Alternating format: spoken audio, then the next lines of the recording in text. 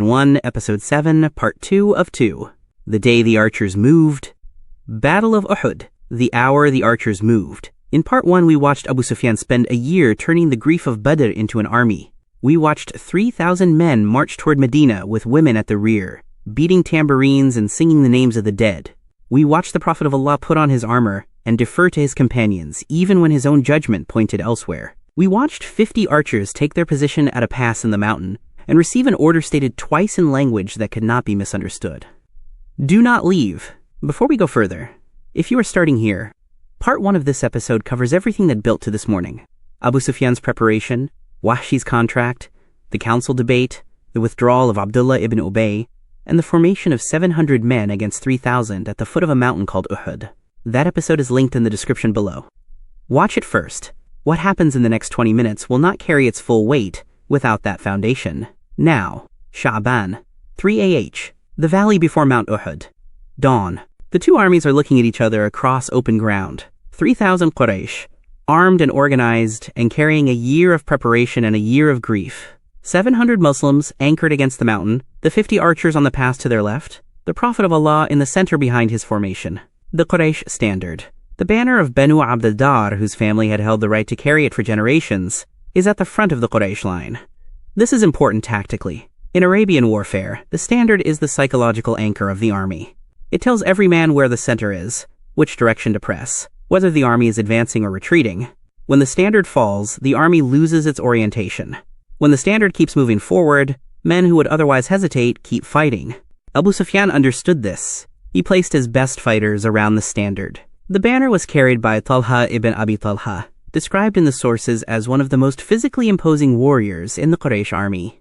If you wanted to break the Quraysh formation, you had to get through Talha first. Ali ibn Abi Talib got through Talha first. The single combats that opened Uhud mirrored the ritual that had opened Badr. Champions stepping forward, armies watching, the outcome setting the tone. Talha ibn Abi Talha stepped forward carrying the Quraysh standard and called for a challenger. Ali stepped out of the Muslim line and killed him with a single blow. The standard passed to Talha's brother Uthman ibn Abi Talha. Hamzah ibn al-Muttalib killed him. The standard passed again. And again. The sources record that the Banu Abd al-Dar lost 9 standard bearers in succession at Uhud, 9 men from the same family, taking up the banner as each one fell, until a slave named Sawab picked it up, had both his hands cut off, and held it with his stumps against his chest until he died. 9 standard bearers, 10 if you count Sawab. And the standard finally fell into the dust and lay there. With the standard down and the opening champions dead, the Quraysh center began to falter. The Muslim line, 700 men fighting with the mountain at their backs and nowhere to retreat, and the specific clarity of purpose that Badr had already established was pushing forward. The Quraysh right wing under Khalid ibn al-Walid had made an attempt to sweep around the Muslim left flank toward the pass. The 50 archers held. Khalid's cavalry pulled back. The left flank was secure. The Quraysh left wing under Ikrimah ibn Abi Jahl made a corresponding attempt on the Muslim right. They were repelled. The center was crumbling. The wings had been checked. The Quraysh army was beginning to break. The women at the rear, Hinda and the others, their tambourines beating, their voices carrying the names of Badr's dead, began to move backward. The Quraysh were running, and on the pass to the left of the Muslim formation, the 50 archers looked down at the valley. They saw the Quraysh fleeing. They saw the field covered in abandoned equipment, weapons, provisions, the material wealth of an army in retreat. They saw, in the plain language of military experience, spoils. They saw victory. They saw everything that a man who had given up his home and his property and his security for 3 years in Medina might see when the people who took those things from him were finally running. And they said to each other, "The victory is decided. What are we waiting for? Let us go down and take our share." Abdullah ibn Jubair, their commander, the man the Prophet of Allah had placed in charge of this position, said, "Have you forgotten what the Prophet of Allah told us? He said, do not leave this position whether we are winning or losing." The sources record what happened next with a brevity that is almost brutal in its efficiency. Most of the archers went down anyway. Not all of them. A small group, the sources vary between 10 and 12 men, stayed with Abdullah ibn Jubair at the pass. The majority left. They had heard the order. They had been present when it was given. They understood what it meant. And they went down into the valley because the battle looked won, and the spoils were on the ground, and they were human beings who had been hungry and poor and displaced for years, and the temptation was immediate, and the order was abstract. Khalid ibn al-Walid was watching. This is the moment this series has been building towards since we first mentioned his name. Khalid ibn al-Walid is at this point in history 32 or 33 years old. He is the son of Walid ibn al-Mughira, one of the great chiefs of Makkah. He has been a cavalry commander since he was a young man. He has the kind of tactical instinct that the sources consistently describe as something beyond training. The ability to read a battlefield in real time, to see not what is happening but what is about to happen, to identify the moment of vulnerability before it fully opens. He saw the pass empty out. He did not deliberate. He did not consult Abu Sufyan. He gathered his cavalry, 100 horsemen, wheeled them around in a wide arc, came at the pass from the exposed angle, overwhelmed Abdullah ibn Jubair and the men who had stayed, and swept through the gap and into the rear of the Muslim formation. From the Muslim perspective, what followed is described in the sources as a sudden and total reversal of the battle's direction. Men who had been advancing against a fleeing enemy turned to find cavalry behind them. The Quraish soldiers who had been running, who had heard the tambourines stop and seen the women retreating, turned around when they heard the cavalry charge and came back. The Muslim formation, which had been pushing forward, was now being compressed from two directions simultaneously. The psychology of a battlefield reversal of this kind is almost impossible to overstate. An army that believes it has won, that has felt the specific release of pressure that comes when the enemy breaks, and then discovers that the battle is not over, that the enemy has come back, that there is now danger from behind, that army does not simply return to its previous fighting state. It fragments. It panics in sectors. Individual men make individual decisions about survival, rather than collective decisions about position. The Muslim formation fragmented. Men scattered across the valley. Some fought in small, isolated groups. Some fled entirely. The sources are honest about this, naming companions who ran and later expressed profound shame and regret. The Prophet of Allah himself became a target, no longer protected by formation, no longer elevated on the slight ridge he had occupied at Badr, but on the valley floor with the battle collapsing around him. Abdullah ibn Shihab struck him and injured his face. Ibn Qamiyah hit his helmet so hard that 2 rings of the chainmail were driven into his cheek. The rumor spread, and the sources are specific about how it spread and why it was believed that the Prophet of Allah had been killed. Ibn Qamiyah climbed onto elevated ground and shouted it across the battlefield, "I have killed Muhammad." What that rumor did to the Muslim army is one of the most painful passages in the early history of Islam. Men stopped fighting. Some of them sat down. Some of them began to ask each other what the point was. If he was dead, what were they fighting for? Some of them, according to some narratives, began to think about approaching the Quraysh to negotiate. The sources do not spare these men. They record what happened and they name some of the people it happened to. But then, a voice. Ka'b ibn Malik, a companion from the Ansar, a poet, a man whose later story involves its own extraordinary moral test that this series will cover in Season 2. Ka'b ibn Malik looked through the chaos of the battle and saw the Prophet of Allah. Alive, standing, fighting. He cried out at the top of his voice, "Muslims, be of good cheer. The Prophet of Allah is alive." The sources say the Prophet of Allah gestured to him to be quiet, not to reveal his position to the Quraysh. But the word had already spread. He is alive. He is alive. He is alive. And around him, the companions who had been scattered began to move back toward the sound. Now, this is the cinematic moment of this episode, and it belongs here, at this exact point in the narration. Not the archers leaving the pass. That is the tactical hinge. Not Khalid's charge. That is the strategic reversal. This moment. What happened in the minutes after Ka'b ibn Malik's cry, when a small group of companions gathered around the Prophet of Allah in the middle of a lost battle and became a wall. This is the scene. He was wounded, 2 rings of chainmail in his cheek, blood on his face. Around him, the battle was happening in all directions.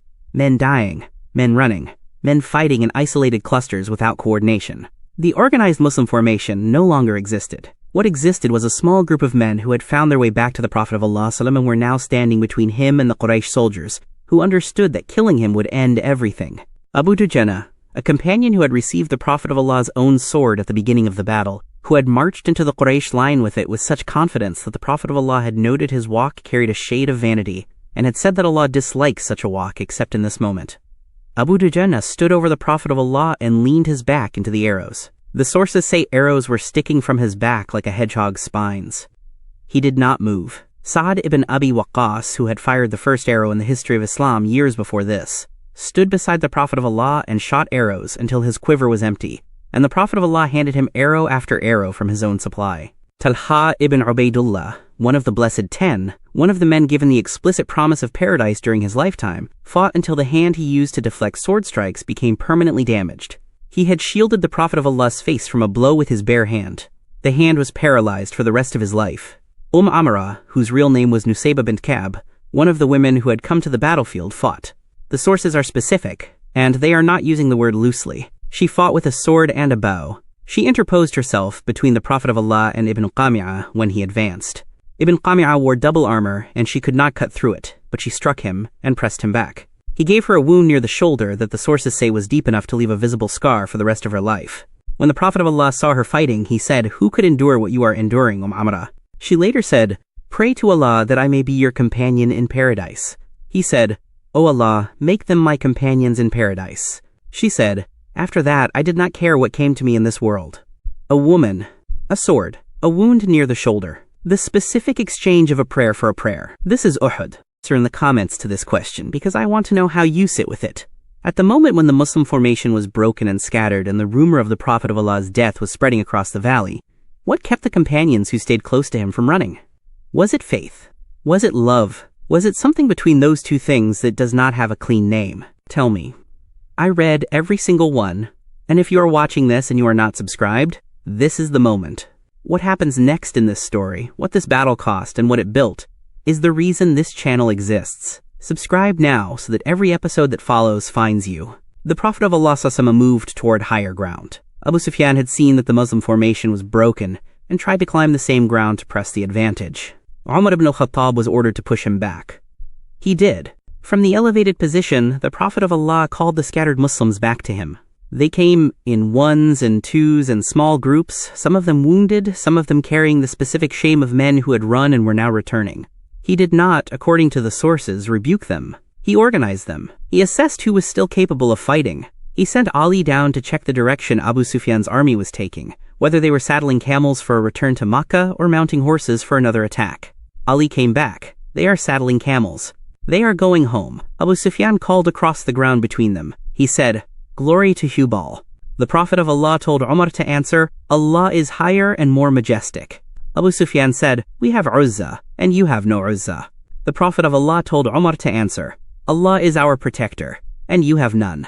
Abu Sufyan said, "This day is for Badr's day. War goes round." The Prophet of Allah told Umar to answer, "It is not equal. Our dead are in paradise. Your dead are in the fire." Then Abu Sufyan said, "We will meet again at Badr next year." And the Prophet of Allah told Umar to answer, "Agreed." Then Abu Sufyan left. His army, which had come to Medina with 3,000 men, which had broken the Muslim formation and scattered it across the valley, which had killed 70 companions of the Prophet of Allah, left. Without capturing Medina, without destroying the Muslim community, without following up the tactical victory on the field with the strategic objective that had supposedly justified the entire campaign. Why? This is where the historic war lens opens, and it must open here because the question of why Abu Sufyan did not advance on Medina after Uhud is one of the most consequential strategic questions of the entire early period. The Quraish had broken the Muslim formation. They had scattered the army. They had wounded the Prophet of Allah. They had killed 70 Muslims, including some of the most significant figures in the community. By every conventional measure of a battle's outcome, they had won. The road to Medina was open. The city's defenders were scattered and demoralized and in shock. And Abu Sufyan turned around and went home. The sources suggest multiple reasons, and all of them are probably partially true. His army had also taken casualties. The 10 standard bearers, the champions killed at the opening duels, the men who had fallen in the initial fighting before Khalid's charge reversed the battle. His supply lines were long. His allied tribes were not committed to a siege of an established city. And the sources note this specifically. There was fear, not of the broken army on the ground, of the Prophet of Allah himself, of the thing that had happened at Badr that no military calculation could fully account for. 313 men should not have won at Badr. The scouts before Badr had said so explicitly. And yet, Abu Sufyan had won the field at Uhud, and he still was not certain he understood what he was fighting. He went home. The next morning, the sources are very clear that this happened the very next morning. The Prophet of Allah issued an order. He said, "Only those who fought with us yesterday are to march with us now."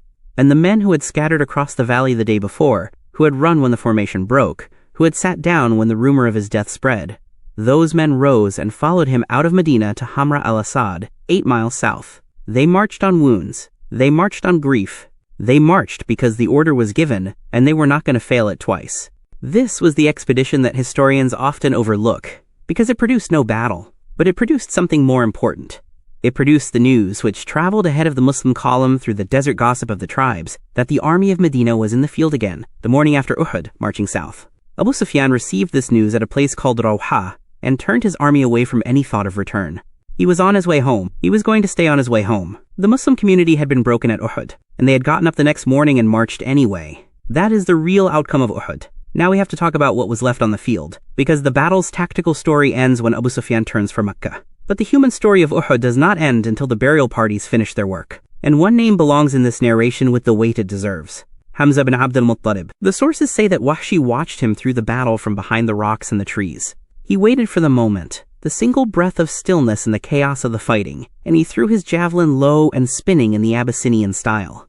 It struck Hamzah in the lower body. Hamzah fell. He did not die immediately. He fell and tried to rise and fell again. Wahshi waited until he was certain, and then he went to retrieve his javelin and he walked away from the battle. His task was done. He had not fought anyone else. He had not needed to. He later converted to Islam. He said after his conversion, "I have used this javelin twice. Once to kill the best of men, when I was a disbeliever, and once to kill the worst of men, Musaylama the liar, after I became a Muslim." We will be with Wahshi again in the season finale, at the Battle of Yamama, when he keeps that accounting complete. What Hinda did to Hamzah's body after the battle is recorded in the sources without flinching, and this narration will not flinch either, because these events happened and they belong in the history. She had his body mutilated. She cut off his ears and his nose. She cut open his chest. She took his liver and she chewed it. The sources say she could not swallow it and spat it out. When the Prophet of Allah saw what had been done to the body of his uncle, the man who had become Muslim on his behalf, who had hit Abu Jahl across the face with a bow, who had stood at the opening duels of Badr and killed Utbah ibn Rabi'ah in a single blow, who had been the most physically powerful fighter in the early Muslim community and had given his life in the chaos of Uhud's reversal, the Prophet of Allah wept. He said, "If Allah gives me victory over the Quraish, I will mutilate 30 of their men in return." And then the revelation came, if you retaliate to the same degree. But if you are patient, that is better for those who are patient. He said, "I will be patient." He buried Hamzah at Uhud. He said of him, "Hamzah is the chief of the martyrs." 70 Muslims were buried in that valley. The Prophet of Allah prayed over them. 2 of them were buried in the same grave. The ground was too hard, the bodies too many, the day too long. He left the valley with its dead in it, because the martyrs of Uhud, he said, should remain where they fell, witnesses until the day of resurrection. He rode back to Medina. He passed the houses of the Ansar. The women of Medina had come out to meet the army returning from the battle. And the sources record that in the streets of the city there was the sound of mourning from almost every household. Fathers and brothers and husbands, 65 from the Ansar alone. The Prophet of Allah passed a woman of the Ansar, who was told, one after another, that her father was dead, her brother was dead, her husband was dead. Each time she asked, "But is the Prophet of Allah safe?" And each time she was told yes, she said, "Then show him to me." And when they pointed him out to her, riding back into the city, wounded, his face marked by the chainmail, she looked at him and said, "Every calamity is insignificant if you are safe." What the Battle of Uhud left behind was not simply grief. It was a question that the Muslim community spent the months that followed trying to answer honestly. The Quran, specifically Surah Ali Imran, which contains the longest Quranic treatment of any single battle, returned to Uhud again and again. It did not excuse what had happened. It did not pretend the archers had not disobeyed. It did not suggest that Allah had hidden the consequences of the decision to comfort those who had to live with it. It said, "You disobeyed after he showed you what you desired. Among you are some who desire this world, and among you are some who desire the hereafter. Then he turned you away from them that he might test you." That is the lesson of Uhud in the Quran's own words. Not defeat, not punishment. A test. The question the test was asking. When the battle looks won, when the enemy is running and the spoils are on the ground, what do you want? The archers at the pass had answered that question. And the answer had cost 70 lives and the blood on the Prophet of Allah's face and Hamzah buried in a valley outside the city. Uhud is not a story about failure. It is a story about the specific cost of a specific kind of human weakness.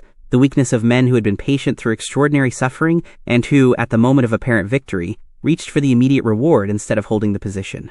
The weakness is not shameful in itself. It is entirely understandable. That is precisely why the Quran addressed it directly, and precisely why it is still being read and discussed 14 centuries later. Because the archers at Uhud are not ancient history. The archers at Uhud are every person who has ever held a critical position at a critical moment and looked at the immediate reward and thought, surely this can wait. The position cannot wait. In our next episode, Season 1, Episode 8, we go to the greatest siege in Islamic history. The year is 5 AH. The Banu Nadir, exiled from Medina after their betrayal, have traveled to Mecca and to Ghatfan, and to every tribe in Arabia with one message: we will fund the destruction of Muhammad. 24,000 men answer. They march on Medina from every direction. And a Persian slave named Salman al-Farisi, a man who spent decades searching every religion in the ancient world for the truth and found it in Medina, suggests something the Arabian Peninsula has never seen. Dig a trench. That episode is coming. Subscribe now. The algorithm will not surface it to you if you are not subscribed, and this is the siege that makes everything after it possible. Hit subscribe. And if these 2 parts of Uhud gave you something, if this battle changed how you understand what it cost to build what was being built, share this episode. Put it in front of one person. That is all it takes. One share from you puts this history in front of someone who has never heard it told this way. The link to Season 1, Episode 8 is in the description. This is the House of Wisdom, where history is never just the past.